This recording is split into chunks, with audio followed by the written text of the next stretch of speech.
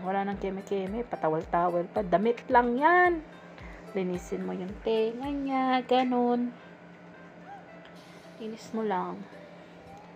Para hindi nila masyadong kinakamot yung tenga nila, tapos na tatanggal yung balahibo doon sa likod ng tenga at nagsusugat. Kawawa naman. Actually, sabi nila, hindi naman talaga masyadong kailangan ng pusang maligo. Kaya matagal na bago pa siya nakaligo ulit.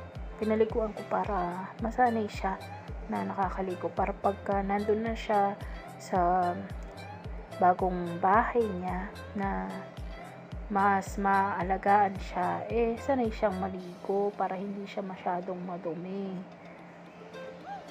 Yan, punas-punas lang. Kinamitan ko din yan ng hair blower. Okay naman. Tapos, tinuyo ko lang ng konti and then, pinawalan na kasi